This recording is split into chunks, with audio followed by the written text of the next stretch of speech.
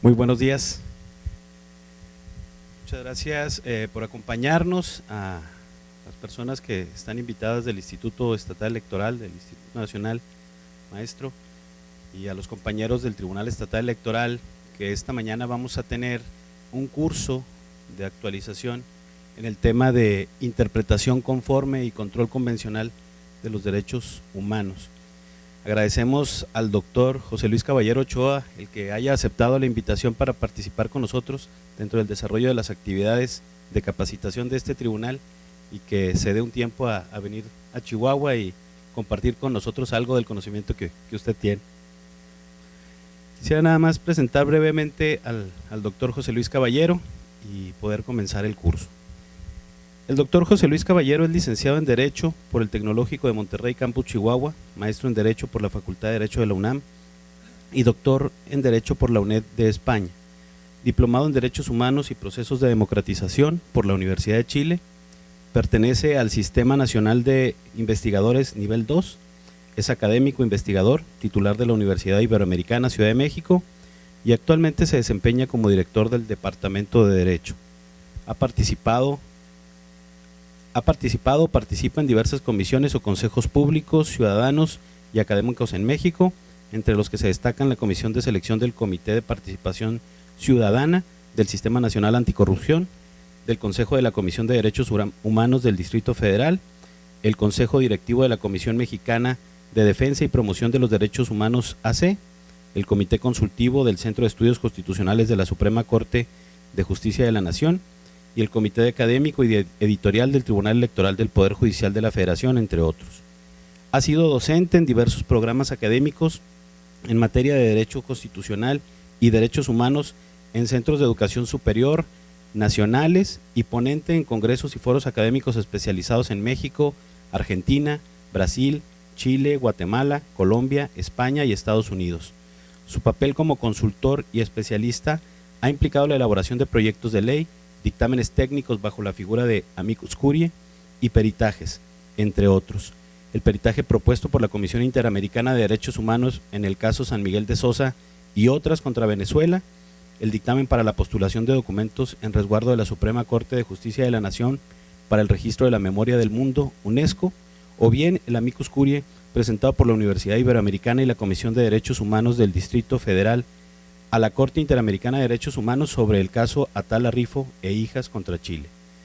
Su obra publicada consiste en más de 60 capítulos de libros y artículos en revistas especializadas, así como algunos libros en estas materias, entre los que destacan la incorporación de los tratados internacionales sobre derechos humanos en España y en México y la interpretación conforme, el modelo constitucional ante los tratados internacionales sobre derechos humanos y el control de convencionalidad.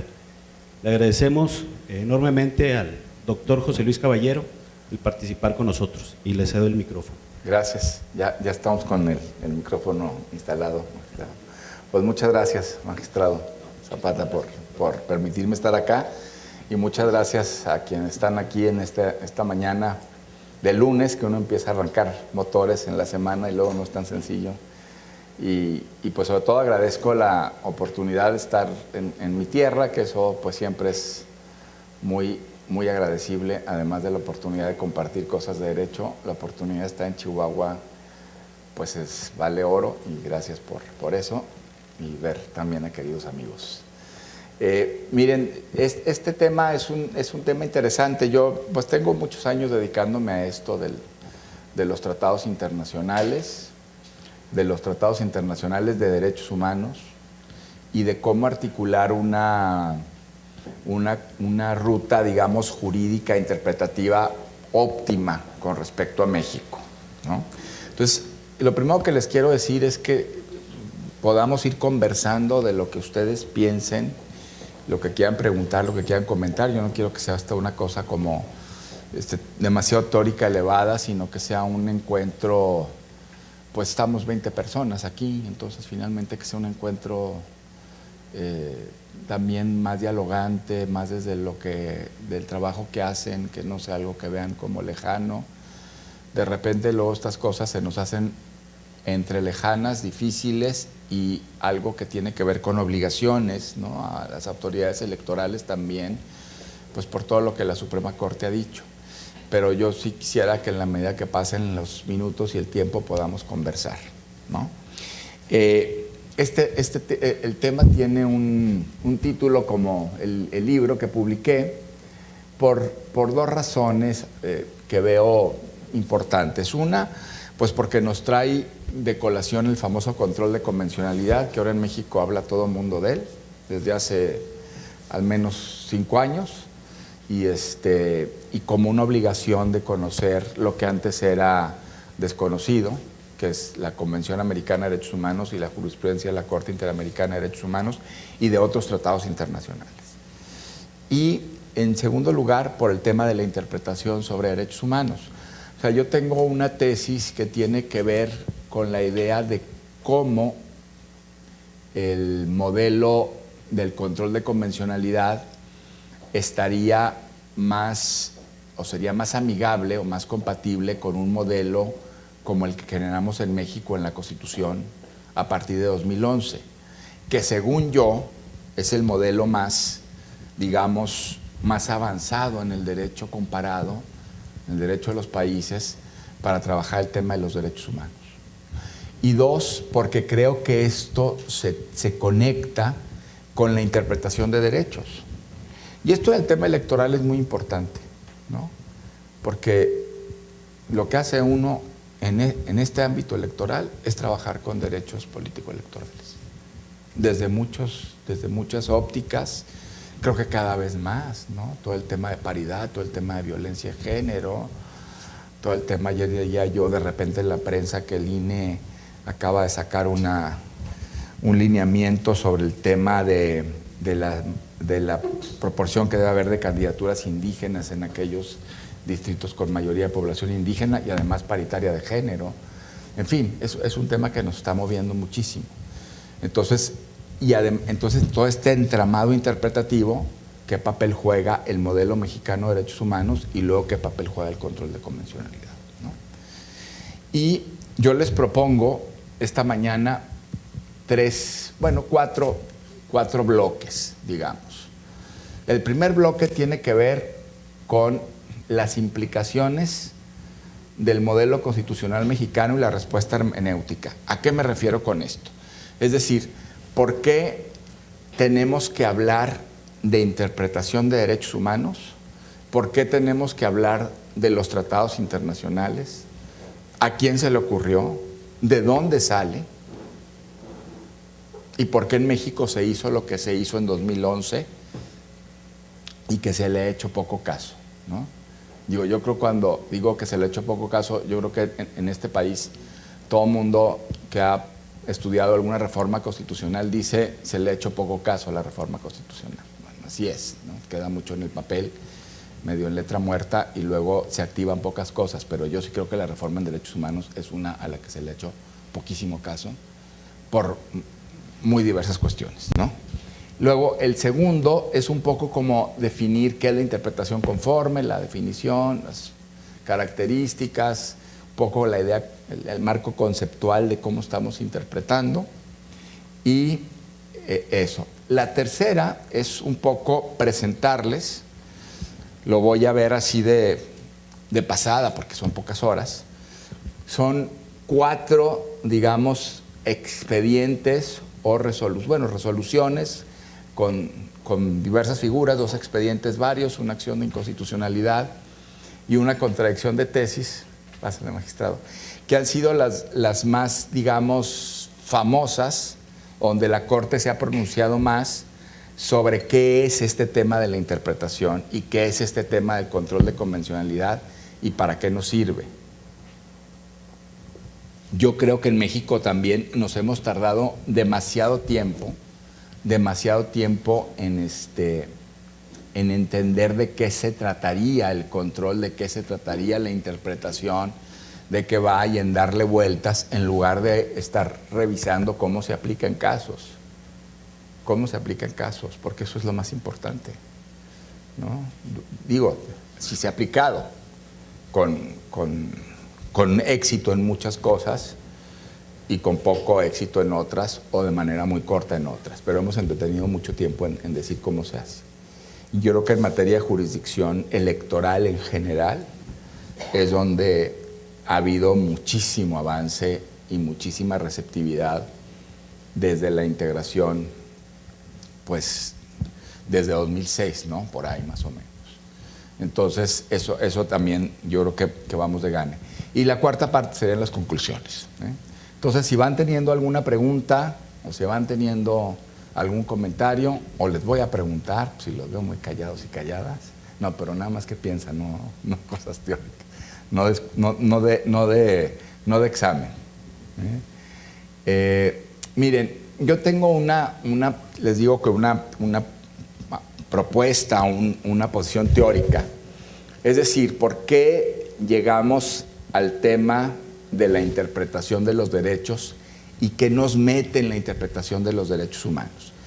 Y yo pienso que son dos cosas o dos grandes líneas las que nos meten a la interpretación de derechos humanos. Una es que le hemos apostado muchísimo a entender el tema de los derechos humanos, estén en donde estén, de diferentes ordenamientos, experiencias, sobre todo el derecho internacional. Y esa apuesta de que los derechos humanos se incorporen de alguna manera y se metan al orden interno, ha sido una apuesta que ha cuestionado todo el orden constitucional en muchos estados y que a nosotros nos ha dejado también un poco pasmados y un poco reticentes, porque nosotros tenemos una idea muy formalista del derecho, muy vertical, muy piramidal, muy endogámica, muy soberanista, muy desde el derecho interno, ¿no? Muy desde las formas, a veces poco desde el contenido, creo yo, pero es parte del sistema jurídico que acompañó el autoritarismo en este país. Y la segunda gran vertiente es cómo cuando uno empieza a descubrir los derechos humanos se van diseñando ciertas características para los derechos humanos que implican, digamos, un sentido de interpretación y de crecimiento. No son normas, reglas. En fin, esas dos líneas. Entonces, la primera es sobre la integración. O sea, ¿qué ha pasado o qué discurso o qué creación jurídica o qué narrativa o qué diseño se ha dado en el mundo en los últimos años para entender que los derechos humanos pueden estar en diferentes lados y necesitan estar en diferentes lados, y los derechos humanos desde un tratado internacional provocan meterse en el orden interno y provocan cosas en ese orden interno? Eso es muy fuerte. Claro, luego yo lo propuse como un tema en un doctorado en Colima y me decían, bueno, pues sí, pero hay que pensar si eso estaría bien que fuera así o no. Podemos pensar si estaría bien que fuera así o no. Pero por eso yo digo, eso ha pasado. Podemos pensar si está bien o no. Todo es cuestionable y todo puede ser sometido a interrogantes, ¿no? O a objeciones. Pero eso ha pasado. Entonces, desde la integración, ¿qué ha pasado? Bueno, la primera cuestión que ha pasado, ahí ejemplifico varias cosas, creo que son 5 puntos. Lo primero que ha pasado es que los tratados internacionales se incorporan al orden nacional, ¿no? Eso ha pasado en el mundo. Los tratados internacionales, un Estado los ratifica en general, y esos tratados internacionales tienen varias cláusulas de contenido que dicen que tú no puedes pretextar razones de derecho interno para aplicarlo. 2, tú tienes que generar un diseño normativo que sea compatible con el tratado, y por eso generalmente los países, en la mayoría de los casos, dicen los tratados internacionales los voy a tomar como ley interna, como ley nacional. Y una cosa muy importante que me parece que está ahí, que siempre, desde hace muchos años, se cuestiona el principio de jerarquía normativa para su aplicación, ¿no? En México, que hemos sido muy jerárquicos, entonces hemos estado tratando de poner a los tratados internacionales siempre en algún rango de la famosa pirámide normativa, pero finalmente siempre ha habido golpanazos y sacudidas para que la óptica sea otra, no jerárquica, sino de contenido. Sí, transversal, decías tú, ¿verdad?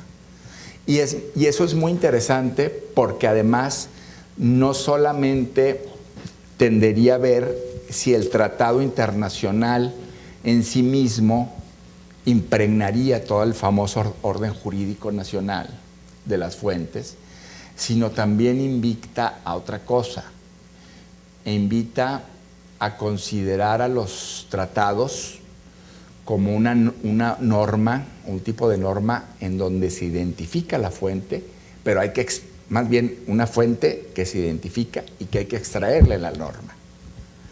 Y eso en México es una provocación brutal. Porque en México nosotros hemos estado muy acostumbrados a ver a las fuentes del derecho y a ubicar a las fuentes del derecho en una pirámide y a razonar que en función de la primacía de tal o cual fuente se resuelven los conflictos de normas. Pero si uno razona un poco más, dice, bueno, es que la norma, la fuente, es una especie de cajón o de cajita donde están normas contenidas.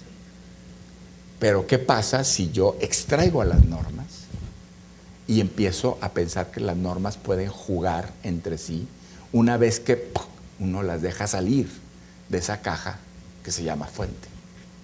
Eso es una cosa provocadora, ¿no? Porque uno en las escuelas y facultades de Derecho en este país aprende eso, o ha aprendido eso, ¿no? Está la fuente y entonces uno va ubicando esas fuentes o esas cajas en diferentes contextos y no deja explotar, digamos, lo que trae adentro, que son normas que produjeron esas fuentes. Y lo importante debería ser la norma, no las fuentes, en última instancia, porque lo que se aplica es la norma, no la fuente, ¿no? Entonces, esa provocación de la jerarquía de la fuente, o de una guerra de fuentes, es una provocación también que tiene que ver con el sentido de las normas, pero ahí estaría. En segundo lugar, los tratados internacionales, que además contienen normas de derechos humanos, han sido también muy poderosos en el sentido de pedir dos cosas, de pedir que esas normas se metan hasta lo más, digamos, fuerte, alto del orden interno,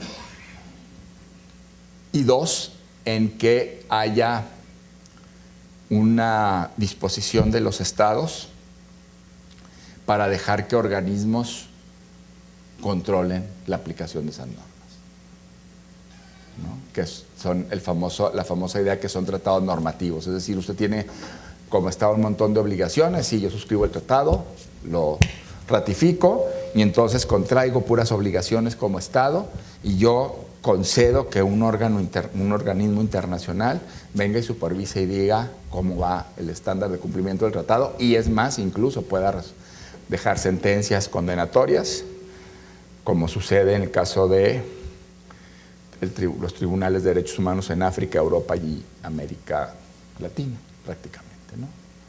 Y las sentencias condenatorias pues son obligatorias y tienen que ejecutarse, tal cual, ¿no?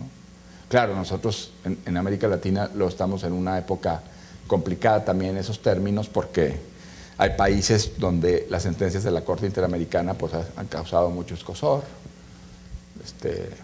Uruguay, Brasil, Argentina, y bueno, Venezuela han provocado también pues ya una denuncia del tratado, que quizás sea lo más coherente cuando no se tiene disposición e interés en cumplirlo, ¿no? Pero eso también viene ya con los tratados de derechos humanos. Tercero, tiene también el caso muy, muy particular de cómo los tratados internacionales han podido lograr centros de integración en modelos casi federales, ¿no? Y el caso de la Unión Europea es un caso muy importante.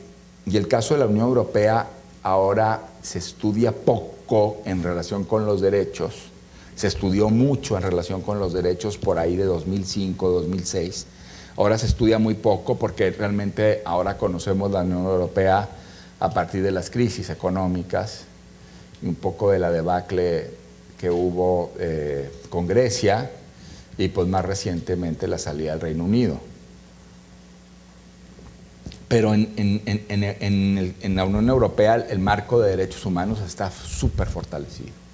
Y realmente la idea de la Unión Europea Y la idea del convenio europeo se da como una idea de unidad y de generar un derecho común. Es muy importante eso, que eso en América Latina apenas empieza, ¿no? Un marco de unidad en materia de derechos humanos. Los europeos siempre pensaron que el tema de los derechos humanos era el gran, además de la unidad económica, Plan Marshall, los tratados de unión comercial, los europeos siempre pensaron que la idea de unidad tenía que venir de un piso común de derechos humanos. Y por eso crean el Convenio Europeo de Derechos Humanos y por eso empiezan también a meterle derechos humanos en la Unión Europea una vez que empezaron medio a equilibrarse ya en el tema de los acuerdos económicos en la década de los 50. Contrario a América Latina, ¿no? Aquí el sistema interamericano de derechos humanos en un primer momento pues lo que quería era frenar a los modelos autoritarios, a las dictaduras, generar reparaciones, detener las graves violaciones a derechos humanos y hasta con el control de convencionalidad empezó a generar la idea de un derecho común en materia de derechos humanos, que me parece que sería lo más importante. No sé si tengan alguna pregunta ahorita, un comentario. ¿Cómo convive, por ejemplo, el tema de la unidad de los derechos humanos, supuesto de Europa, con el margen de apreciación que hay dictando, por ejemplo, en ciertos temas, de ciertos derechos en ciertos países? Sí, el margen de apreciación, a ver si alguien lo puede decir qué es el margen de apreciación, si alguien sabe.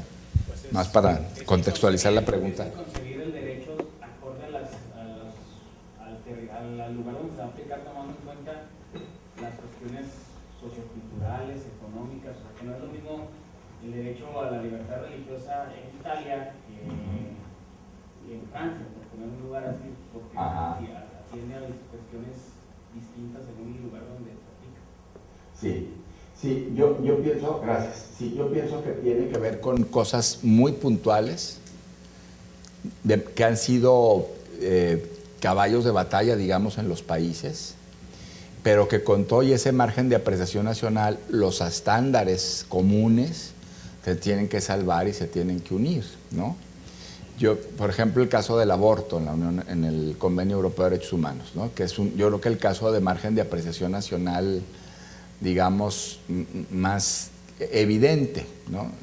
Un país puede estar en el Convenio Europeo de Derechos Humanos con la prohibición de aborto, casi en todos los casos, Polonia, Irlanda, ¿no? Y un país puede estar con aborto en legislación de plazos, por ejemplo, España, ¿no? Pero hay cosas en donde el Tribunal Europeo de Derechos Humanos ha ido cercando cuestiones que tienen que ver con la imposibilidad de un margen de apreciación en cuestiones adyacentes. Por ejemplo, si en un país tienen causales para no castigar el aborto y el aborto se hace inaccesible para las personas, pues ha fallado en contra.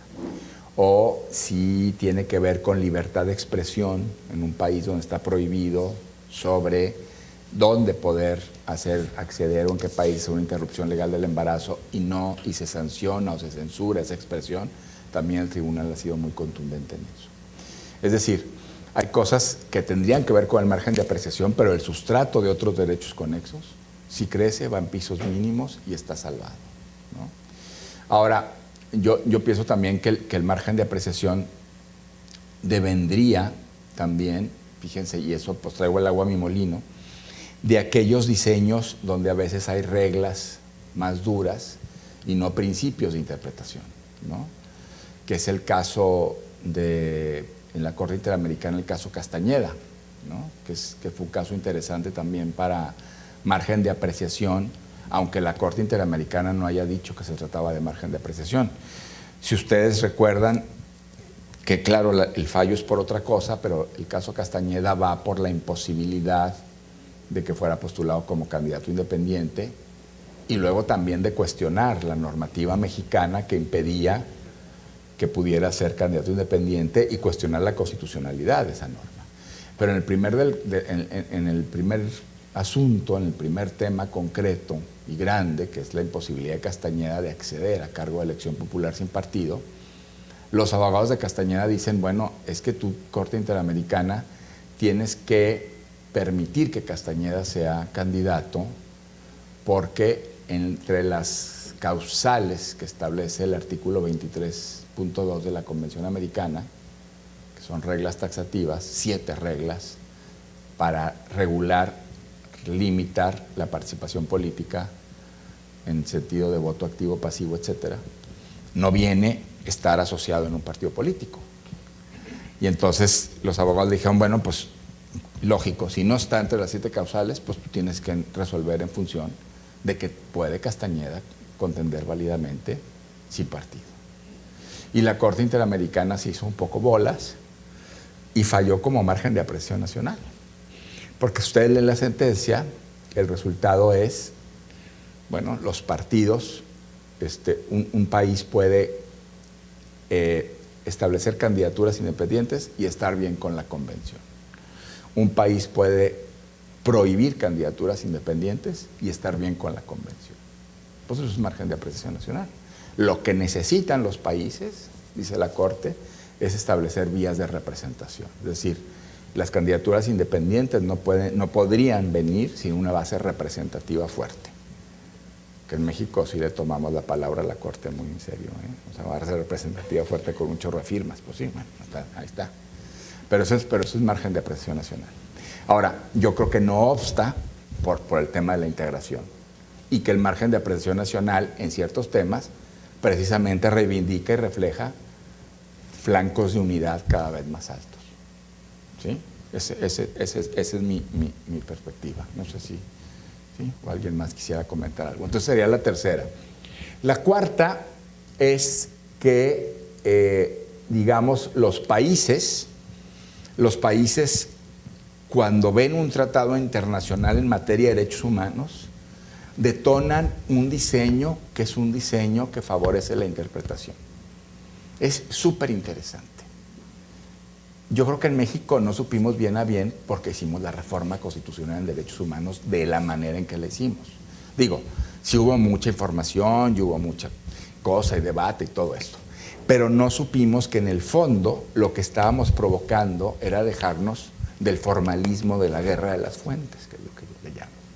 Porque en realidad lo que hicimos fue sacar esas dos figuras que están en los incisos A y B minúsculas y que tiene que ver con la idea de no necesariamente hacer una ruta de pirámide vertical, que es darle relevancia constitucional a los tratados de derechos humanos a través de un bloque de constitucionalidad. ¿Qué quiere decir eso? Sacar la norma del cajón llamado tratado internacional y ponerla en el cajón de la Constitución. Ahí, a integrarse, a revolverse. Eso es súper interesante. Y en segundo lugar, generar, ahí les pongo ejemplos de países que lo han hecho, el tema de la famosa interpretación conforme. ¿Qué quiere decir? Pues que todos los derechos que tengamos en la Constitución o en cualquier ley se tienen que interpretar conforme a la Constitución y los tratados. O sea, hay un referente en el bloque de constitucionalidad que marca la pauta para que cualquier norma que se vaya a aplicar tenga que hacerse de acuerdo con ese estándar. Y ahí es un juego interpretativo. Eso también tiene que ver muchísimo con la integración de derechos. O sea, los países han reaccionado de la misma manera que se reaccionó o que se había reaccionado cuando empezaron a firmar tratados internacionales, ¿no? O sea, México empieza a firmar tratados internacionales, tenía el 133, luego le adiciona en 1934 una cosa en la Constitución un poco práctica, aunque esté muy sacralizada esa reforma de Rabasa del 34, que es la famosa idea de que los tratados tienen que estar de acuerdo con la Constitución. Pero en realidad, bueno, lo que yo digo es que si un tratado no está de acuerdo con la Constitución y está ratificado, pues se tiene que cumplir. O lo tenemos que denunciar, pero no bastan reglas internas, en fin. Y luego toda la trayectoria de la Suprema Corte para ir acomodando al tratado. Así como pasó eso, entonces los países empiezan a generar diseños constitucionales más acordes con esa invasión de los tratados. invasión. Es que invasión, así se sintió, como invasión, ¿no? Pero tiene que ver con eso, o sea, los derechos humanos, pues ponlos a dialogar con la Constitución, ponlos como normas constitucionales y luego interpreta.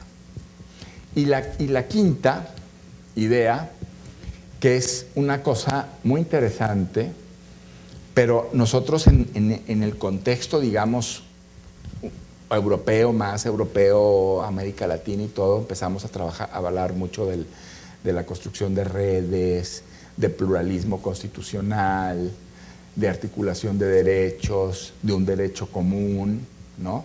Y todo eso tiene que ver con interpretación de derechos. ¿Desde dónde surge eso? Pues la idea de que tú tienes diferentes cajones, llamados fuentes, y extraes derechos y los pones a dialogar, ¿no?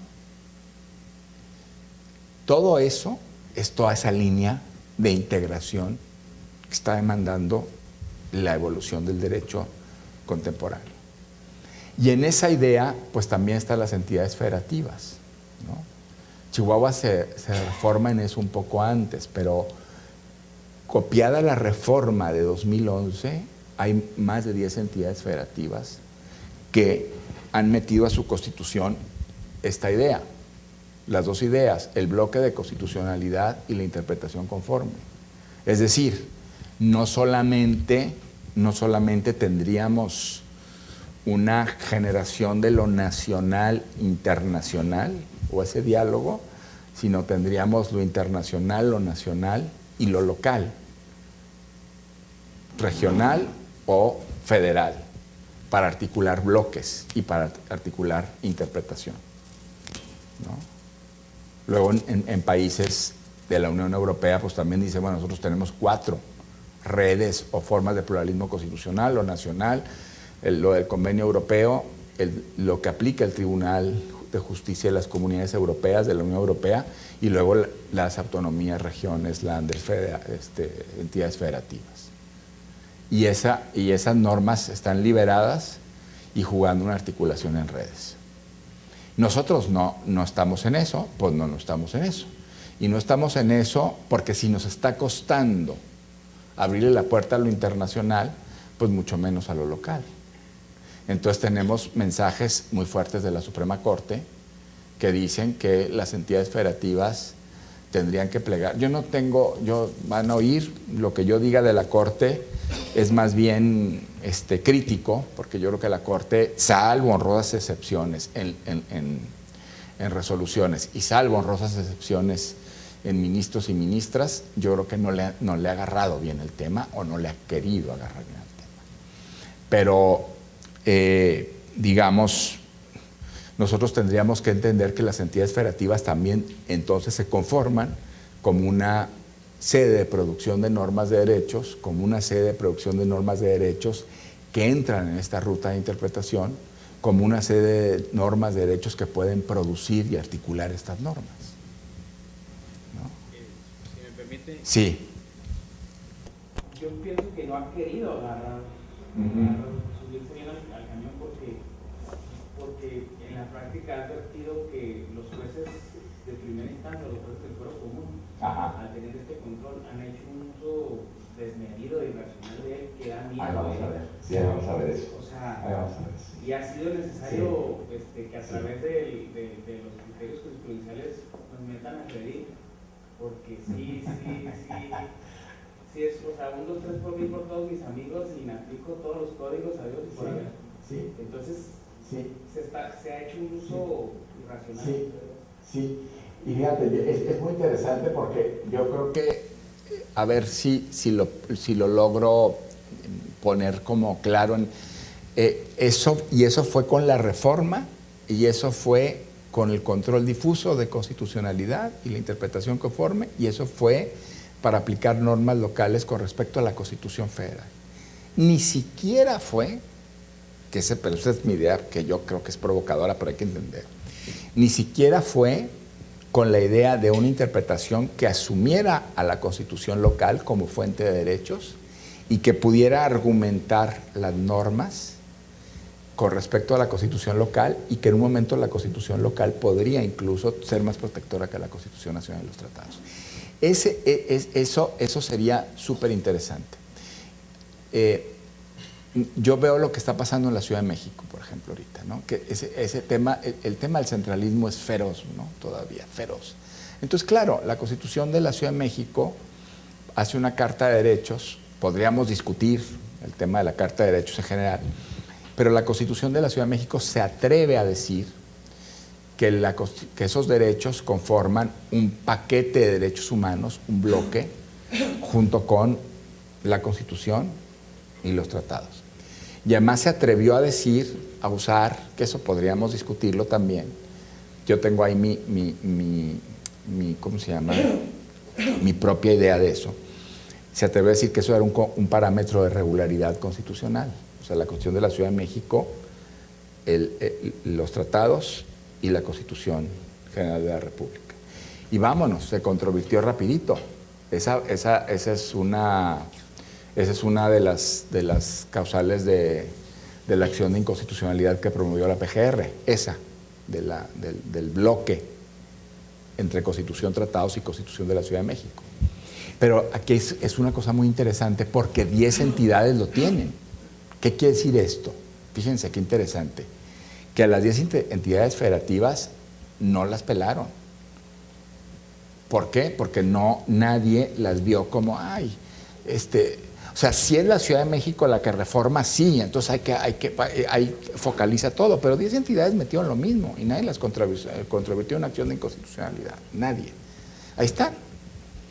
El destino de la Ciudad de México, en esa parte, sería el destino de más de 10, o sea, estamos hablando de 10 entidades federativas, estamos hablando de la tercera parte de la organización federal en México en materia de derechos humanos. Más de 10. Entonces, nadie les hizo caso, nadie les promovió una acción, ahí está, pero están un poco como letra muerta. Ustedes chéquense Tamaulipas, chéquense Jalisco, chéquense el Estado de México. Dicen, se atreven a decir lo que la Constitución de México, de la Ciudad de México, ha dicho en el tema. Entonces, ese es un tema, esa es una cuestión fundamental. Es decir, otra vez, cómo las sedes locales no alcanzan a tener visibilidad, ni siquiera, salvo la Ciudad de México, para poder entrar en una pelea si sí o no. Y en segundo, pues que están, digamos, abrogándose la cuestión de también tener sus fuentes de derechos humanos como unas fuentes de articulación en multinivel y en redes, como la Constitución Nacional y los tratados internacionales. ¿Qué es esto? ¿Qué es este tema de las redes? No es otra cosa, es tema de las redes. Claro, a la hora de los trancazos, que venga una entidad federativa y diga, bueno, pues yo me la voy a tomar en serio, vámonos. Quién sabe la Corte qué diría, pero en eso se juega lo de la Ciudad de México. Y ya en el tema de la inaplicación, lo que hacía usted es que, claro, se asustaron por la inaplicación. Lo voy a conectar con esto que estoy diciendo, porque yo pienso que en México tenemos exactamente un poco el ADN o el chip o la capacitación o la preparación o la idea de que las cosas son entre fuentes y cuando uno aplica la fuente o aplica una regla de jerarquía o una regla de resolución, tiene que pasarle algo malo a la norma. Es interesantísimo. O sea, no es una ruta de normas, principios que se interpretan, ¿no?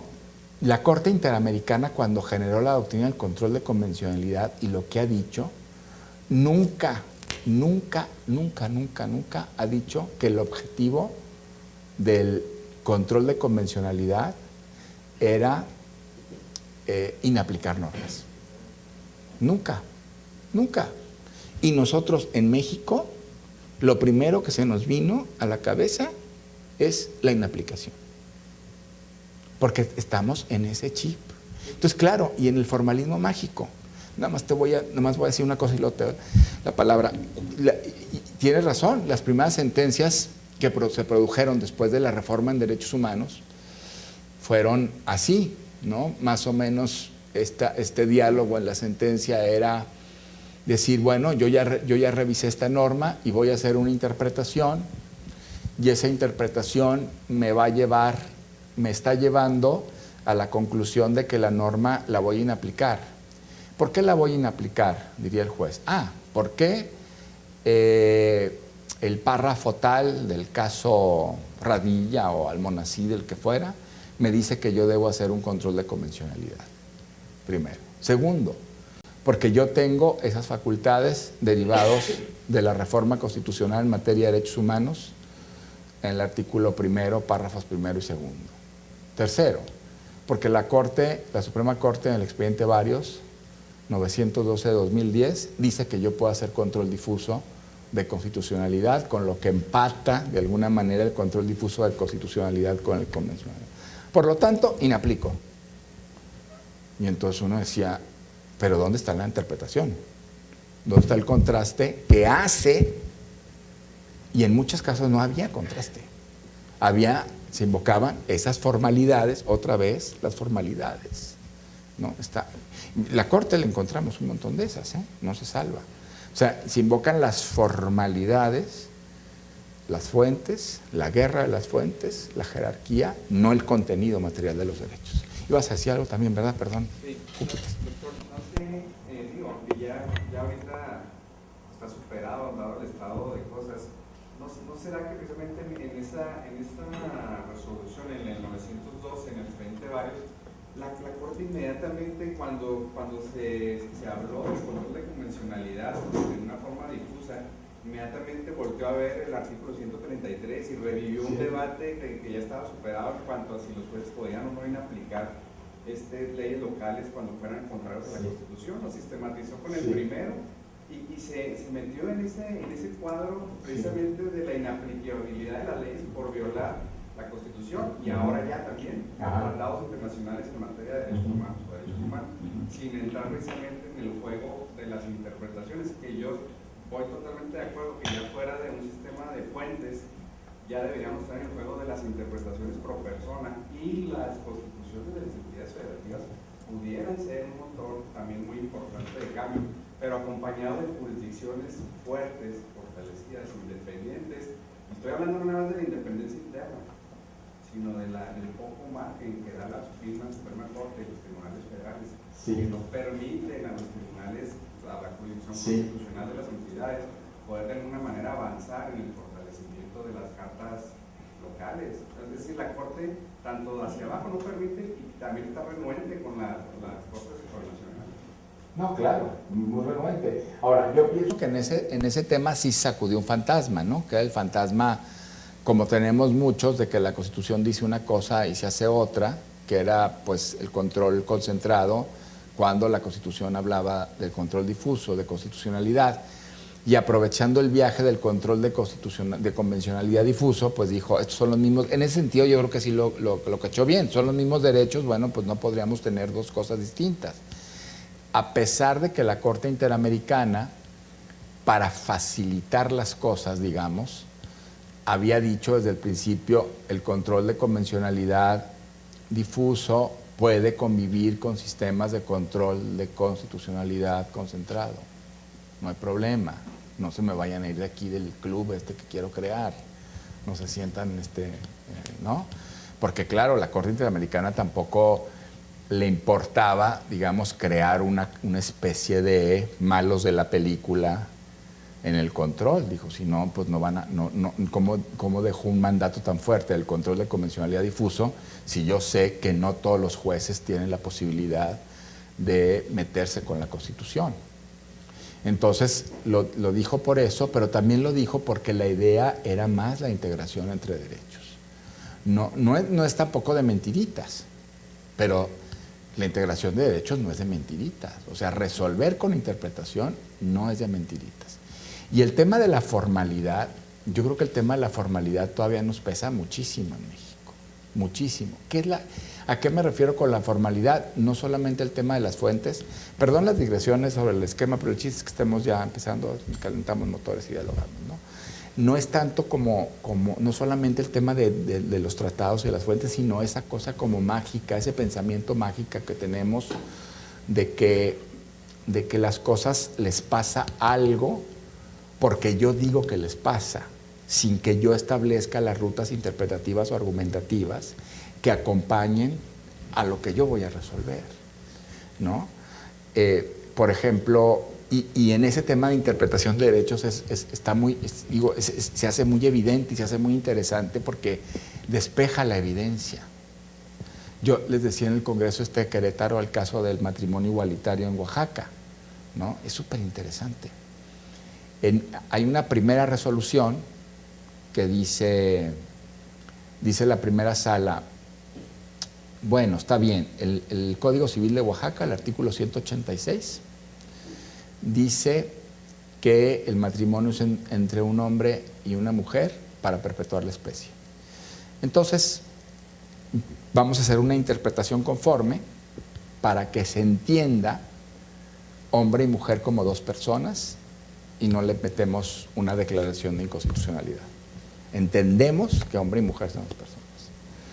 Y entonces no pasa la votación y le mandan el proyecto a Ortiz Mena. Era un proyecto de Saldívar, si no mal recuerdo, Cosío.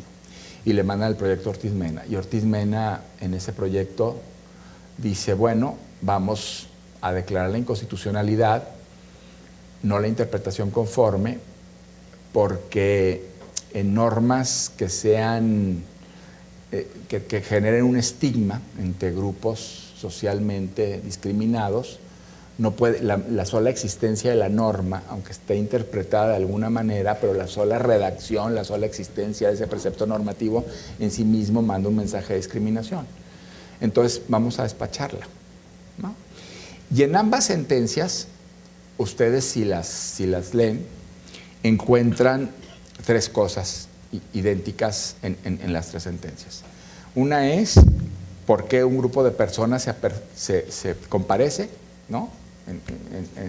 Como en el derecho de acción, a través del interés legítimo, no jurídico, porque no era una pareja que se fue a casar y le negaron el matrimonio, sino era un grupo de personas potencialmente sujetos para el derecho al matrimonio, pero entonces era interés legítimo en ese caso. Entonces se analizó el tema del interés legítimo.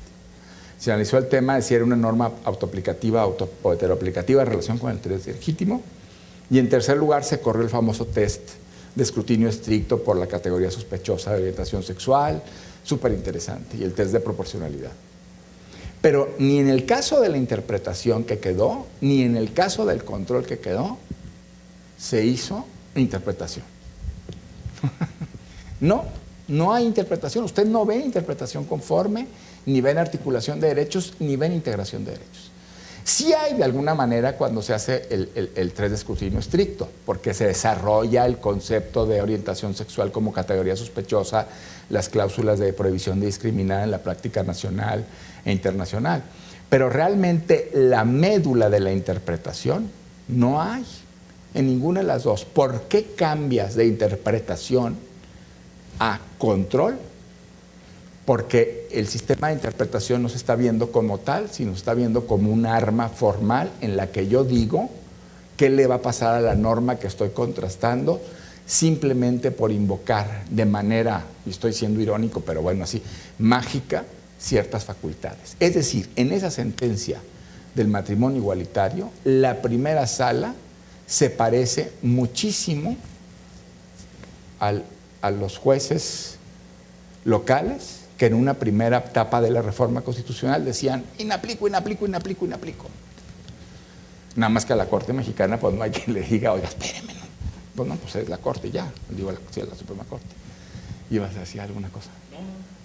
Entonces me parece que no solamente tiene que ver con el riesgo, sino también otra vez con el tema de la formalidad, creo yo, ¿no? O sea, no estamos solamente cubiertos o compenetrados de la jerarquía de las fuentes y de la guerra de las fuentes, sino también cubiertos del cierto formalismo mágico de las atribuciones con respecto a las armas que tenemos, pero no en la detonación del sistema. Entonces, paradójicamente, lo que contesta a tu respuesta es eso, es decir, sí pasó, pero pasa precisamente por no haber dejado o entendido bien de qué iba el tema con la reforma. O sea, me dieron más armas a mí para hacer cosas, yupi. No, pero espéreme, las armas que le dimos para hacer más cosas era interpretar, no una espada de Damocles para que usted fuera por la vida. No, y claro, yo me acuerdo de los absurdos, yo encontraba preguntas en los cursos tales como las siguientes. Oiga, pues el plazo que yo tengo para resolver es de 1 mes, ¿por qué no vamos a hacer una interpretación además pro persona y entonces que sea el tiempo que se necesite? Pues no, sí, no, porque no, es una norma procesal y no tiene que ver con una norma de derechos humanos sustantiva. Déjame nomás, porque iba a preguntar, ¿decía usted? Sí, como no, pues. Mucho el tema que nos ha mencionado el matrimonio igualitario, visto desde lejos. Ajá. No he entrado mucho detalle en el tema. Ajá. Ahí ya hay un pronunciamiento de que el matrimonio igualitario no hacerlo es discriminatorio de derechos humanos. Y quizás esto nos lleva a un tema que incluso aquí estuvimos viendo la semana pasada de omisiones legislativas. ¿Qué hacer cuando en este caso hay un pronunciamiento de que mantener esa vertiente de que el matrimonio es exclusivamente entre un hombre y una mujer, es contrario a la Constitución, y los congresos locales, a sabiendas, no deciden pues armonizar ese criterio su legislación, sobre todo por cálculos de tipo eminentemente político? Sí, claro. Bueno, pero ahí es el tema de por qué un congreso local no se siente impelido a actuar en consecuencia con una resolución de la Suprema Corte. Y no se siente impelido a actuar ni en el ámbito del derecho local, ni federal. Yo me acuerdo cuando fue la acción de inconstitucionalidad en materia de telecomunicaciones en 2007, que la Corte declaró porciones de la entonces Ley Federal de Radio y Televisión inconstitucionales. No hubo manera de que el Congreso legislara y era una cosa complicadísima poder funcionar con una legislación que estaba, pues, evidentemente mutilada. Pues mutilada, ¿por qué? Pues porque la Corte había declarado porciones en inconstitucionalidad. Es muy interesante. Y eso no es un tema, miren, voy a aprovechar para el comercial, porque no es un tema, yo me vine leyendo este libro, se los voy a recomendar muchísimo, es de Roberto Gargarella. Digo, para entrar al tema, porque tiene que ver con esto, se llama Por una justicia dialógica, si lo pueden conseguir. Es el tema de, precisamente, de cómo la dificultad contramayoritaria que generan los jueces tendría que convertirse en una justicia dialogante. Y de ejemplos súper interesantes, por ejemplo, lo que está pasando en Canadá. O sea, en Canadá, cuando sacan la Carta de Derechos, establecen el Parlamento canadiense cuestiones de no aplicación que le hacen mucho más llevadera la carga a los jueces también y a los legisladores, y que nos podrían escandalizar, pero que son muy razonables, ¿no? Por ejemplo, en el tema de, la Carta habla de valores esencialmente necesarios para el funcionamiento de una democracia, ¿no? Que en los temas del ejército, por ejemplo, no son tan sensibles a nosotros, ¿no? Claro, pero está muy bien porque todo esto va detonando un sistema de interpretación, ¿no? La omisión legislativa pues sería uno, porque no solamente el legislador no cambia en materia de derechos una cuestión que ya fue dirigida por el Poder Judicial, sino porque el legislador es omiso ante algo que tiene que hacer y se va tardando las perlas de la Virgen. Ahí les encargo seguir, porque va a ser muy interesante, el Comité de Participación Ciudadana, un paréntesis, del Sistema Nacional Anticorrupción, presentó 2 amparos sobre entidades en relación con las omisiones de los congresos locales en apurar sus sistemas locales anticorrupción. Y es un tema de interés legítimo, además de alguien que no está reconocido para presentar, de personarse como en un amparo con interés jurídico directo, desde luego, el Comité de Participación Ciudadana, aunque sean servidores públicos, y es un tema puro de omisión legislativa. Tárdate. Bueno, ya, hasta ahí, sí. Ya, en el marco de este Eso todo fue. Ajá. Sí. formalismo rufiano que vivimos, y no solamente con relación a cuestiones de orden público, estamos viendo, bueno, qué despropósitos se nos presentan, ¿no? Y que no está bien la interpretación. Sin embargo, a contrario censo, podríamos mencionar un caso emblemático donde sí se haya tomado en cuenta, o se haya utilizado realmente este criterio de interpretación para llegar a alguna conclusión. Sí, muy bien. Bueno, hay pequeños, medianos y grandes en todos. Ahorita el que se me viene a la cabeza ahorita es la acción de inconstitucionalidad 155 de 2007, que la traigo aquí en el listado, digamos, de casos emblemáticos donde la Corte se ha pronunciado.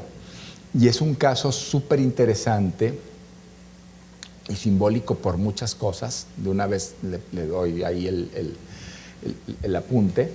Es una ley del Estado de Yucatán que era abiertamente inconstitucional porque dejaba en sede administrativa la imposición de trabajos en favor de la comunidad, ¿no? Entonces era abiertamente inconstitucional, y en la reforma de 2008 en materia penal, cuando estaba el caso sub iudice, se vuelve constitucional, ¿no? Y entonces la Corte lo que hace es arropar el conjunto de tratados con el artículo 5 de la Constitución para decir, en realidad, el bloque del artículo 5 de la libertad del trabajo, leído a la luz de 3 tratados internacionales, interpretado a la luz de 3 tratados internacionales, hace improcedente o inconstitucional esta posibilidad de la ley de Yucatán, porque en realidad el trabajo en favor de la comunidad, de acuerdo a este bloque del 5 constitucional con 3 tratados internacionales, tendría que ser producto de una resolución judicial. ¿Qué quiero decir? Que la ley de Yucatán, fíjense qué interesante, deviene en inconstitucional por ser contraria a 3 tratados internacionales, que se aglutinaron, se arroparon en su contenido normativo a la propia Constitución. Y es muy interesante. Y es muy interesante porque en realidad, aunque a la Suprema Corte le parezca sacrílego lo que voy a decir, inaplicaron la propia Constitución. ¿Por qué? ¿Porque lo dijeron? No lo dijeron, pero lo hicieron. Es decir, el artículo 21, que soportaría la constitucionalidad de la disposición de Yucatán, no lo voltearon a ver. Hagan de cuenta que no existía. Pero otra vez, vuelvo, es un tema de formalismo. O sea, me pareció muy bien resuelta la acción, pero en realidad inaplicaron la Constitución. Claro, los ministros del Pleno dirían, no lo inaplicamos porque nunca dijimos se inaplica el artículo 21 de la Constitución para este efecto. No lo dijeron, pero lo hicieron. Pues, ¿qué es inaplicar? ¿Qué significa inaplicar? ¿No? Pero no lo dijimos. Otra vez el formalismo mágico, pero lo hicieron. Entonces, claro, cuando digan, una pregunta que digan, bueno, la Corte jamás inaplicaría la Constitución, yo tengo un caso, miren. ¿No? Ese es súper exitoso, está muy bien. Y la Corte y la Sala, por ejemplo, en el del síndrome de Asperger, en casos de personas con discapacidad, en casos de comunidades indígenas, ha hecho muy buen trabajo. Creo que le falta muchísimo por todo esto que estamos viendo, pero sí va. Y creo que le falta muchísimo porque está más clavada en decir qué significa todo este artículo primero que en aplicarlo, ¿no? Bueno, esa sería la segunda vertiente, digamos. O sea, no solamente el tema de las redes, de los derechos. ¿Hacemos un descanso a las 12? ¿Les parece bien? ¿Como a la mitad? O no sé si ustedes, para que no sea tan pasada las 4, ¿verdad? Sí, perdón. Bueno, estamos bien, está bien, estamos calculando bien. La segunda sería las aproximaciones sobre la naturaleza jurídica de los derechos humanos, que ahí yo hablo 4 elementos. O sea, ¿cuál es mi postura teórica? Es esta. ¿Cómo encontramos el sistema de la interpretación? De 2 maneras. Uno, viendo todo el sistema de la articulación en redes, que es todo lo que hemos hablado hasta hace rato, y viendo todo el sistema de articulación en lo que constituye la norma sobre derechos humanos. Eso es también súper interesante. Y qué bueno que con lo de redes terminé con lo de las entidades federativas, porque es un tema que yo creo que tenemos que reivindicar cada vez más. Digo, si una entidad federativa es una entidad regresiva en marco de derechos, bueno, pues ya nos pelearemos. Y haremos valer cuestiones en favor de que sea progresiva si la Constitución tiene y los tratados mayor progresividad, pero no es por descalificar a la entidad productora de derechos. Y el segundo tema es o sea, las aproximaciones sobre la naturaleza jurídica de los derechos humanos que requieren interpretación. Y eso, claro, ustedes pues lo saben, son operadores jurídicos de alto nivel que están todo el día lidiando con eso. Ahí están 4 cosas: los derechos humanos como normas, principios, no como normas regla, que eso pues es evidente, ya lo sabemos.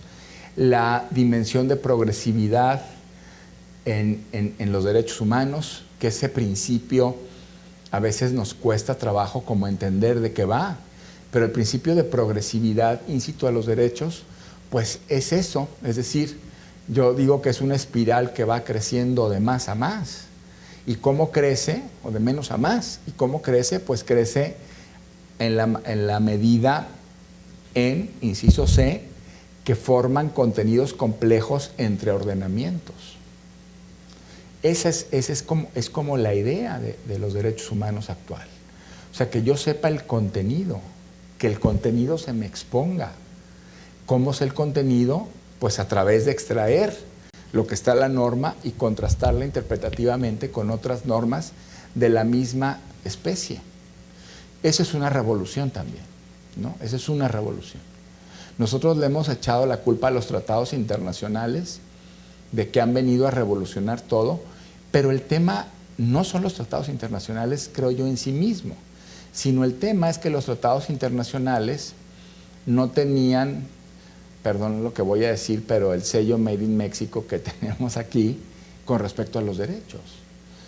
Porque el sello Made in Mexico que tenemos aquí con respecto de los derechos fue poesía, normas absolutamente subjetivas, principios como de buena hondez, porque nosotros estuvimos marcados por las famosas garantías individuales, y garantías individuales que tenían que ver con legalidad. Y las garantías individuales que contaban y que eran claramente aplicables eran 14 y 16. Se acabó. Y uno estudiaba los derechos, bueno, ya lo sabemos, lo hemos repasado en las escuelas y facultades, pues como la anecdótica de lo que estaba redactado, ¿no? De lo que estaba redactado y decían los profesores, ¿y cómo lleno de contenido lo que está redactado? Ah, pues usted estudie la historia y entonces póngase a dar ejemplos de cuándo se incorporó a la Constitución ese precepto y qué pasó en las sucesivas reformas y por qué quedó hasta ahí. Pues una cosa histórica, narrativa histórica. Y ya que quedó, oye, pero todavía me faltan 3 clases para agotar el tema, ¿qué hago? Ah, pues estudia cómo están leyes reglamentarias, si es que hay leyes reglamentarias. Y entonces si te ibas al derecho a la salud y te ibas al artículo 3 de la Constitución, digo, de la educación, te iba bien, pero porque estaban vaciados de contenidos, ¿no? Entonces es ese eje, digamos, de la progresividad interpretativa que requieren los derechos, es el otro eje que abona a la idea de la interpretación. ¿Cómo doto el contenido? O sea, ¿para qué quiero yo tribunales en materia de derechos humanos? ¿Para qué yo quiero Corte Interamericana de Derechos Humanos? ¿Para qué yo quiero Pues para dotar de contenido. ¿Y para qué quiero dotar de contenido? Pues para que la gente sepa y sepamos en la sociedad de qué van los derechos humanos, que son míos, hasta dónde puedo llegar y hasta dónde no. Que finalmente es lo que yo necesito, ¿no? Eso es un panorama, y digo, yo ilustro mucho con el tema de la educación legal, no solamente porque me dedique a eso, sino porque es como muy, digamos, muy ejemplificativo de lo que habíamos pasado, ¿no? Y yo les digo a mis alumnos de licenciatura, nosotros tenemos que llegar a lo que pasa en otros países. En otros países, pues Colombia, Sudáfrica, no sé, no tampoco Argentina, tampoco tenemos que irnos a Alemania o Francia, que sí pasa.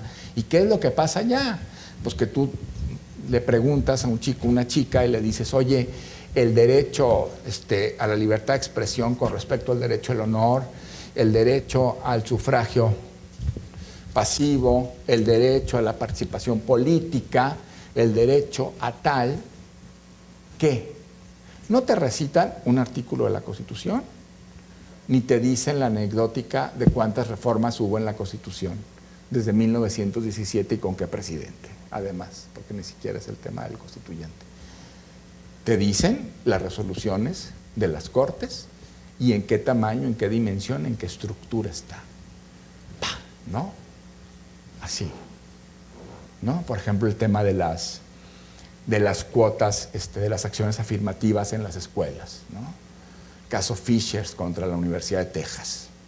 Una chica blanca que va, no la admiten y controvierte la resolución, y la Suprema Corte norteamericana dice, bueno, las acciones afirmativas por raza valen todavía en relación con minorías afroamericanas y latinas, en la medida que iba estableciendo criterios.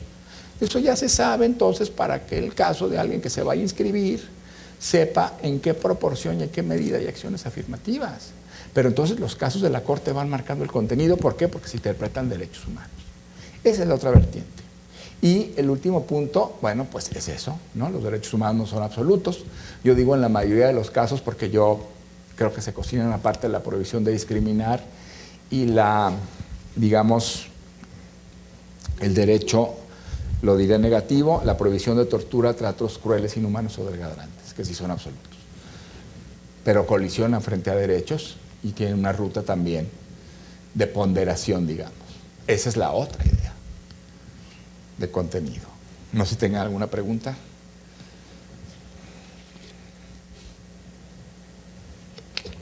Por eso confluimos, digamos, en una articulación de interpretación de los derechos, ¿no? Diría que esa sería como la síntesis, ¿no? Ante la integración de ordenamientos por vía no jerárquica, las dimensiones constitucionales para la recepción de los tratados internacionales de derechos humanos, ya ante la naturaleza jurídica de los derechos, se genera una dimensión interpretativa cuyo objetivo es alcanzar dimensiones de contenido de los derechos humanos ejercibles por las personas.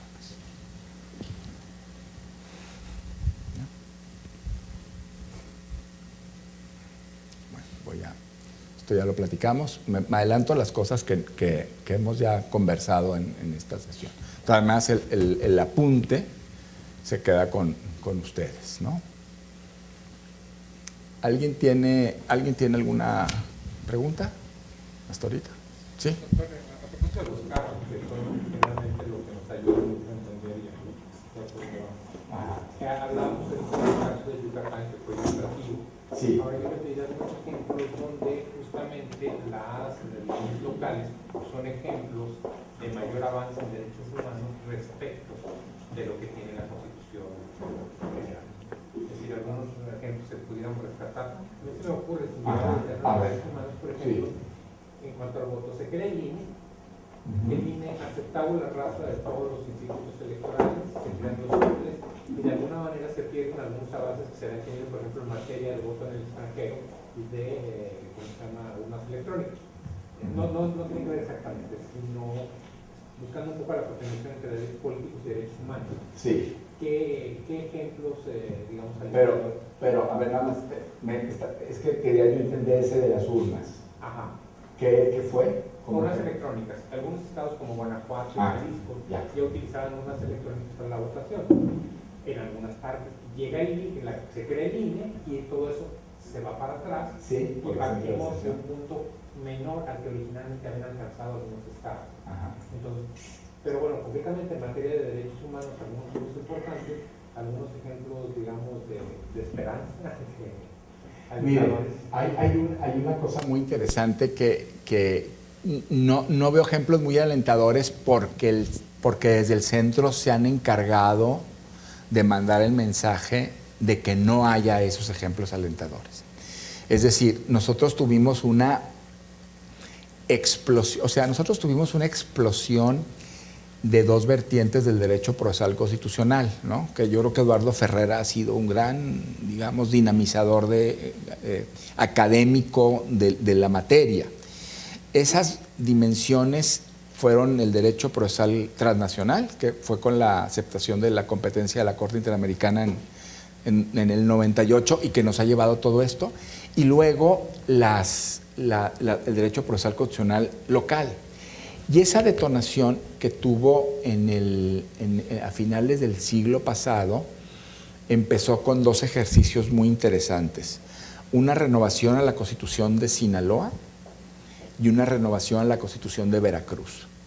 Y esas renovaciones a la Constitución de Sinaloa y Veracruz empezaron a hablar de más derechos humanos, hicieron redacciones más amplias y se acompañaron de dos cosas: de cartas, de salas de constitucionalidad y de recursos de derechos humanos. Bueno, que en Chihuahua hubo el famoso amparito que le decían, ¿no?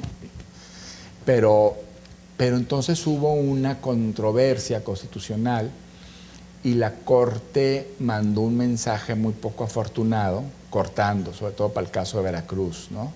Diciendo que, bueno, pues sí podían tener sus salas de constitucionalidad y su Carta de Derechos, pero siempre y cuando no pugnaran con la Constitución Federal.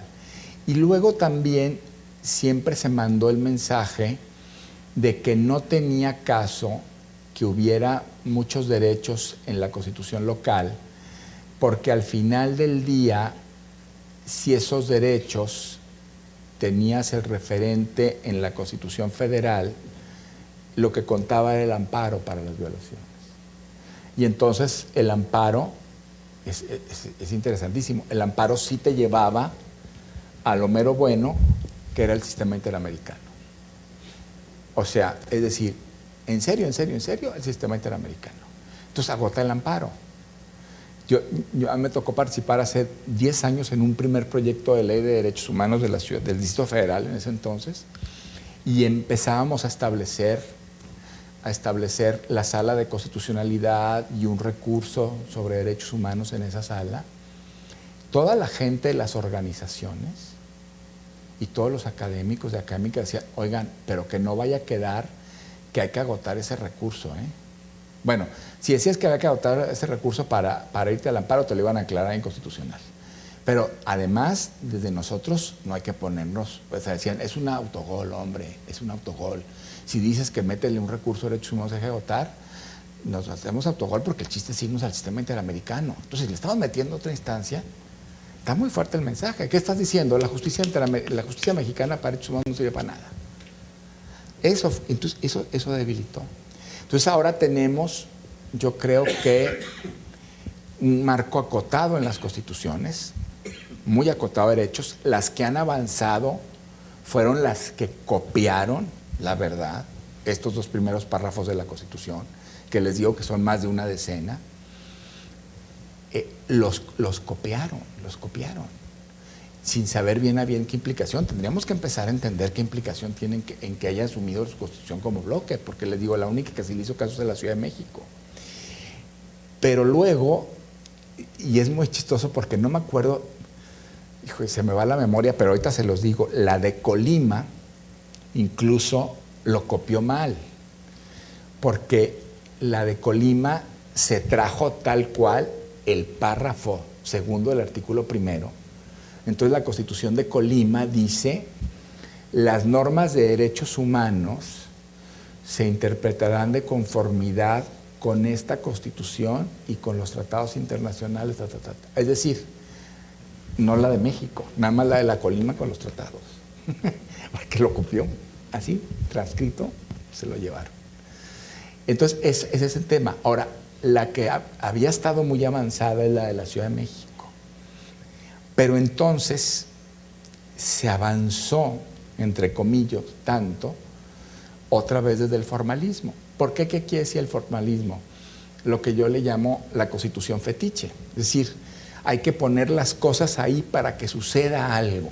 Y si no está ahí, no puede pasar nada, que es contrario a la interpretación. Y con eso hemos hecho todas las reformas en la Constitución mexicana de los últimos años, bueno, toda la vida. Y además producto de la desconfianza política. Entonces imagínense ustedes todos los colectivos de la Ciudad de México, ¿no? Las personas indígenas, los temas de las personas con discapacidad, los temas de los derechos de la colectividad LGBTI, los temas de no sé qué. Entonces cada quien decía, es que la Constitución en derechos humanos tiene que estar llena de derechos para las personas con discapacidad. Entonces, cada artículo, la LGBTI ya tenía no discriminación, pues ahora ponle, ahora que la ciudad diversa, ahora que el matrimonio, ahora que... Y entonces se recargó tanto que es imposible, porque los derechos humanos son normas, porque los derechos humanos además tienes que tener un contenido jurídico, tienes que tener aplicación en política pública. Entonces, el riesgo con la Constitución de la Ciudad de México, en la Carta de Derechos, no en el parámetro, pero sí en el catálogo, es tan difícil, tan amplio, tan difuso, tan confuso, que vuelve a quedar algo de poesía, ¿no? Y yo se los digo porque así quedó. Tenemos derecho en la Ciudad de México a un entrenador personal. En materia de ejercicio físico, tenemos derecho a un entrenador personal. ¿Cómo le haces para garantizar ese derecho? O sea, en política pública, un entrenador personal. Entonces ya digo, entonces es complicado. Entonces no sé si hay ejemplos para contestar la pregunta. Ahorita no, más que si articulamos el tema de estos contenidos. Son temas todavía pendientes en la evolución del derecho mexicano, lo que puede aportar cada entidad federativa. Pero también hay una cuestión, ahorita se me venía con este último ejemplo del entrenador. También hay una cuestión, rompe los derechos fundamentales en las constituciones de las entidades, también hasta cierto punto rompen con la universalidad. Porque entonces en Ciudad de México tienen derecho a entrenador, pero en Chihuahua no, y si es un derecho humano, entonces, ¿cómo está la cuestión de la universalidad? Es por un lado, y por el otro, pues me queda claro que caemos otra vez en esa constitución fetiche, una constitución tendiente a normas programáticas y cosas así. Irrealizables. Exactamente, nada más nos van a impulsar. Sí, o sea, vamos a elevar al rango constitucional el derecho a la cultura. ¿Qué significa eso? ¿Qué va a pasar? ¿Quién sabe? Pero algo pasará porque ya está, así no es la expresión, está elevado al rango constitucional. ¿Y eso qué te da? Pues quién sabe, pero está elevado a rango, o sea, eso. ¿Qué opinión te merece la Constitución de Querétaro? Que en su momento fue criticada mucho precisamente por los mínimos. No sé si la oportunidad fue reformada como en 2007, 2008. Ajá. Y se dejó prácticamente en 30, 40 artículos y volvió al esquema de los mínimos. Sí. ¿Será conveniente algo así? No, porque yo creo que eso va con la idea de que finalmente las constituciones locales no necesitan nada sino una remisión a los tratados y una remisión a la nacional. Yo creo que sería muy ilustrativo y muy buen ejemplo que hiciéramos catálogos de derechos más amplios, sin transigir con la universalidad, lo que tú dices, tampoco unos disparates, pero sí hacer reivindicaciones más puntuales y defenderlas. Eso sería muy saludable. Porque yo creo que en el tema de los mínimos, sí luego le hacemos caso a la Corte y lo que está diciendo la Corte. Y con la Corte me refiero a ministros tan comprometidos con derechos como Cosío Saldívar, que me preocupan, que es decir, bueno, ustedes no tienen por qué decir, hay un caso en Campeche de libertad de expresión, nada de derechos porque la Constitución lo está diciendo. Pero eso no está bien, son fuentes productoras de derechos humanos, ¿no? Muy bien. Ahora, el siguiente punto sería un poco como explorar qué dice la Constitución sobre la interpretación y sobre el bloque. Me pasé unas láminas porque tampoco es cuestión ya lo vimos en algunas cosas, se va a quedar la presentación y si tienen preguntas lo vamos resolviendo para yo no ser reiterativo con contenidos que me parece que ya estamos asumiendo, ¿no?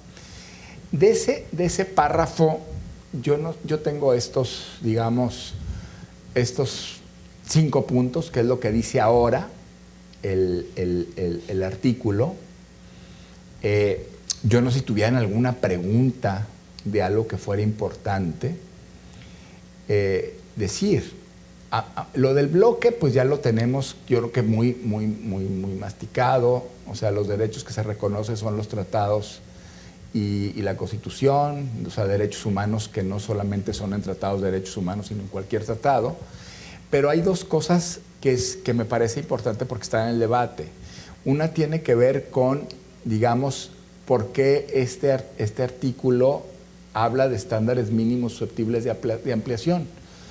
Bueno, no lo dice expresamente que los derechos humanos se vayan a ampliar, pero eso sí ha sido una trayectoria muy constante de la interpretación de este párrafo por parte de la Suprema Corte, porque este párrafo, si ustedes saben, bueno, lo saben, se plegó mucho al que teníamos antes de 2011. Se le hicieron las adecuaciones de los tratados, pero prácticamente es el artículo primero antes de 2011, entre el 17 y el 11.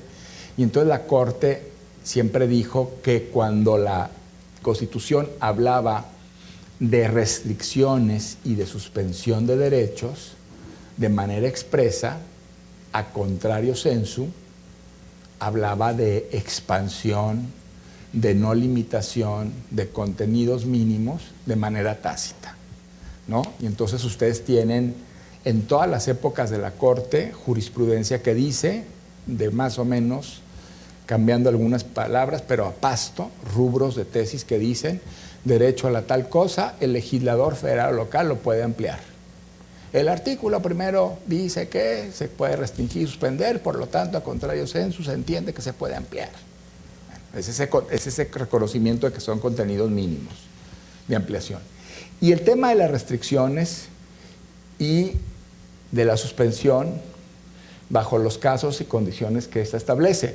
A mí nada más yo lo que quisiera comentar de esto es que con el tema de las restricciones nosotros estamos en una situación compleja porque la Suprema Corte ha dicho que las restricciones a los derechos le tocan a la Constitución y por lo tanto los tratados internacionales no pueden oponerse a esa restricción. Con lo cual armó el bloque para separar el bloque y volver al esquema piramidal, Constitución, tratados internacionales, ¿no? Y en realidad yo lo que digo es que a la Constitución le toca establecer las restricciones porque la Constitución es la que lidia día a día con los derechos, lidia día a día con el conflicto de derechos, lidia día a día con el marco de los derechos. Todas las constituciones del mundo son las malas de la película. Ningún tratado internacional es el malo de la película. Ningún tratado internacional establece restricciones. Si ustedes se leen la Convención Americana, dice, en todo dice, los estados podrán limitar, los estados podrán restringir, los estados podrán establecer limitaciones. Pues ¿quién? La Constitución, no la Convención, no el tratado, que es para un chorro de estados, pues los tratados son los buena onda. Pero eso no quiere decir que no haya una interpretación de las restricciones de conformidad con el bloque. Eso no quiere decir que haya una interpretación de las restricciones de conformidad con el bloque, que es lo que a la Corte se le pasó olímpicamente.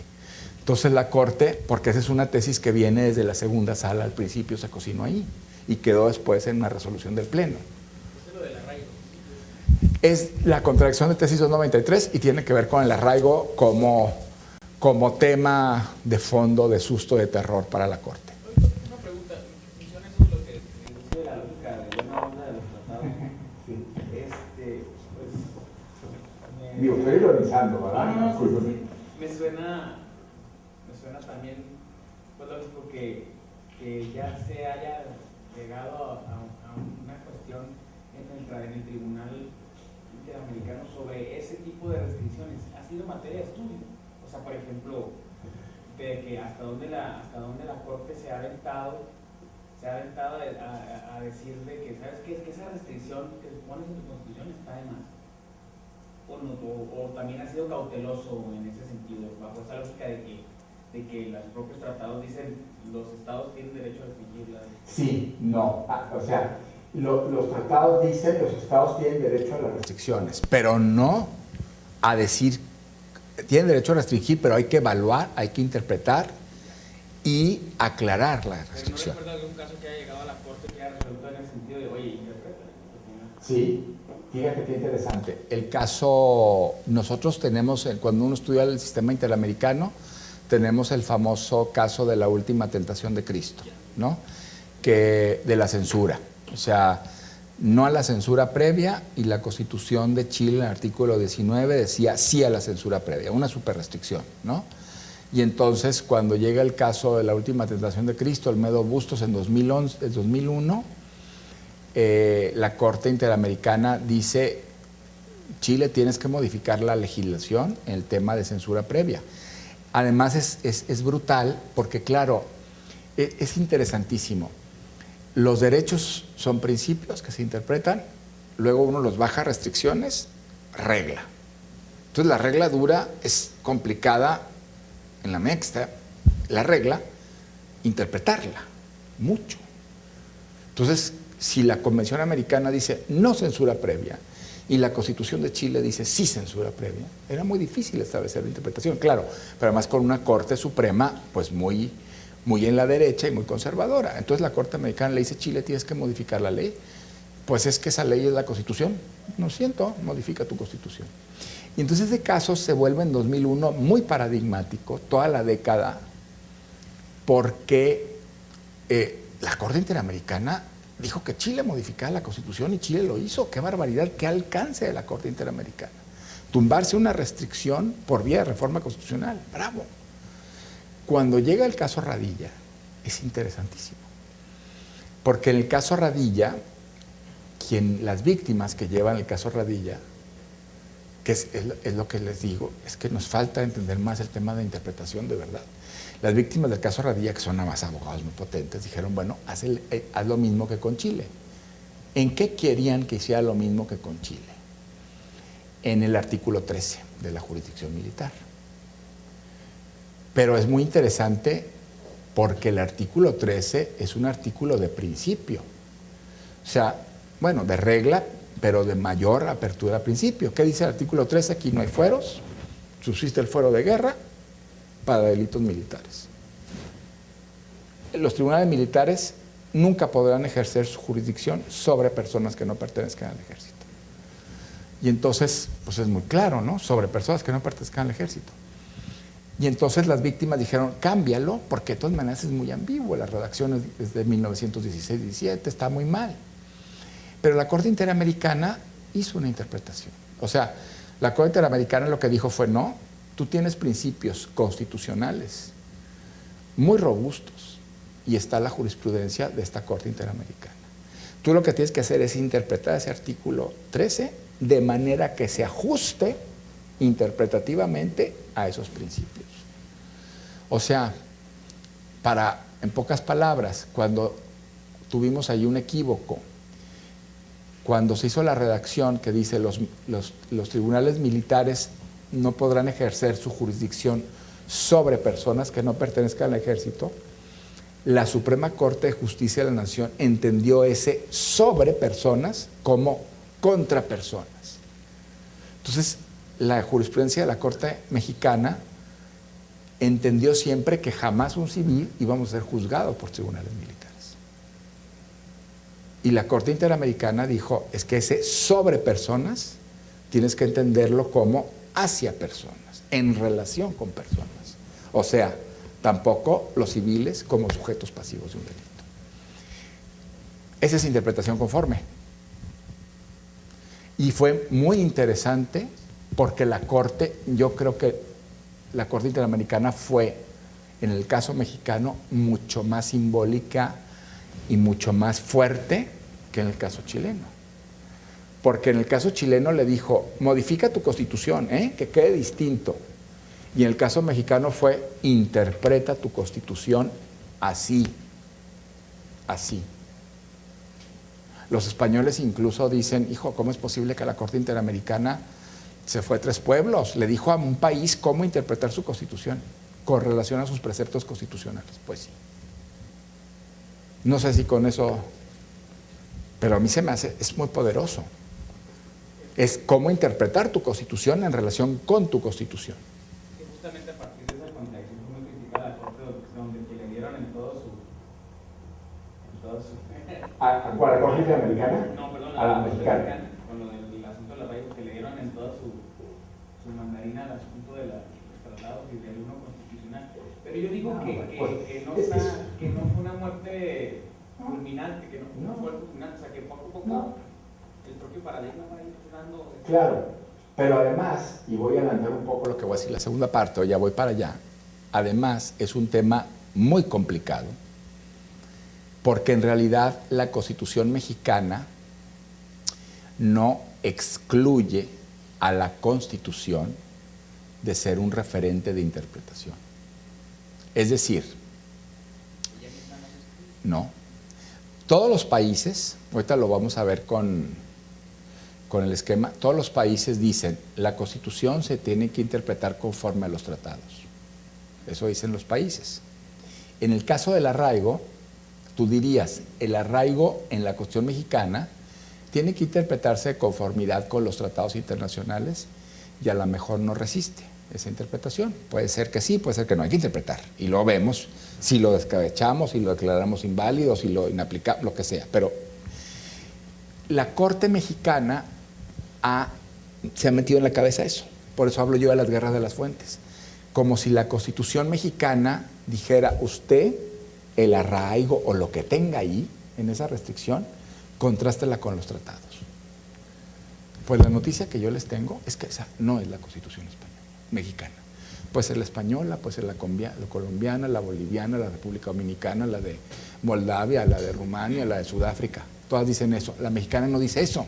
La mexicana dice, su norma sobre derechos humanos tiene que contrastarla con su Constitución y con los tratados internacionales.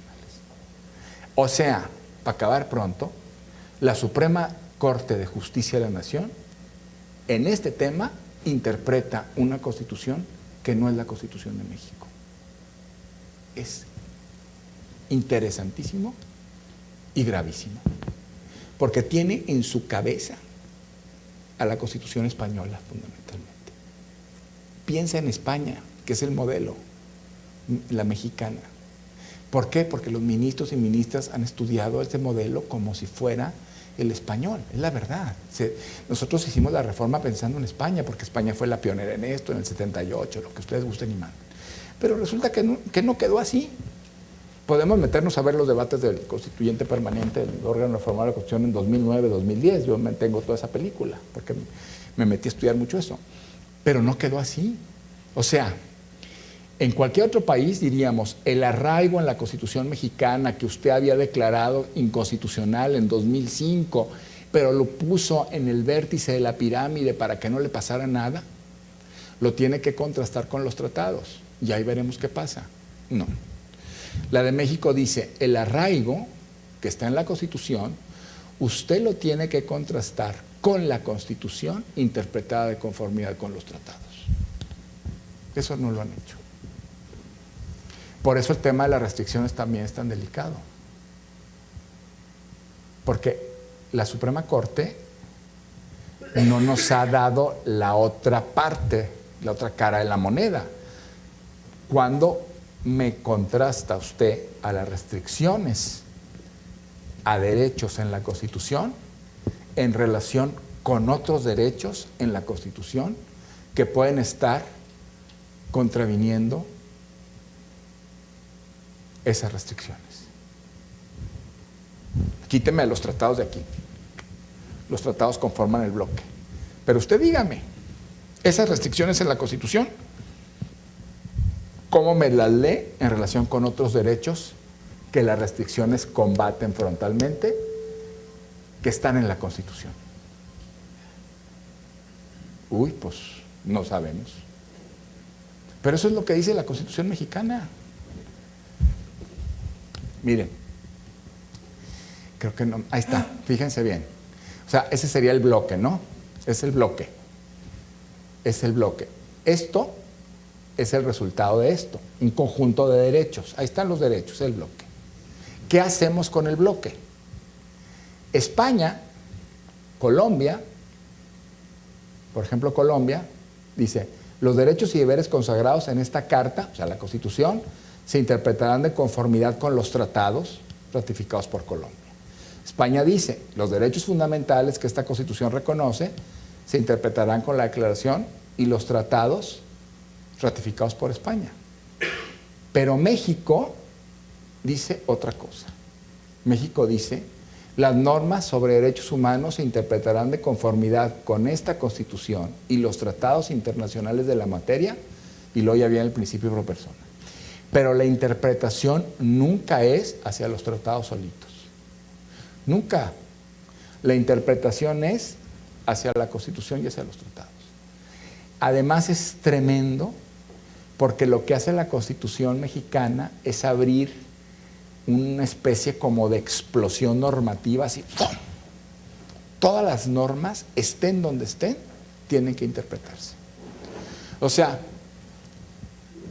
el esquema de todos los países, de todos los demás países que han hecho esto, es mucho más acotado. Porque lo que han hecho los países es esto. Y por eso también pongo los años, para que vean ustedes, claro, México sí hace una cosa, sin quererlo, mucho más avanzada. 91, España 78. ¿Qué es lo que puede conducir a España o a Colombia en el 91?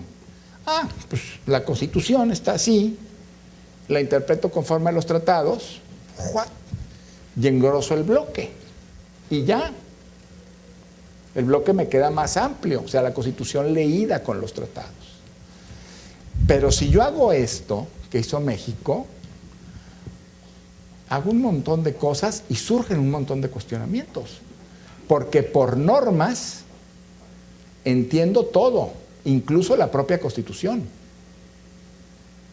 Por eso yo digo que la Constitución en México en materia de derechos humanos, uso un tecnicismo, pero se oye bonito, así la Constitución es un ordenamiento binario, digo yo, o sea, es referente y referido. La Constitución es referente acá y es referido acá. Y este es el bloque.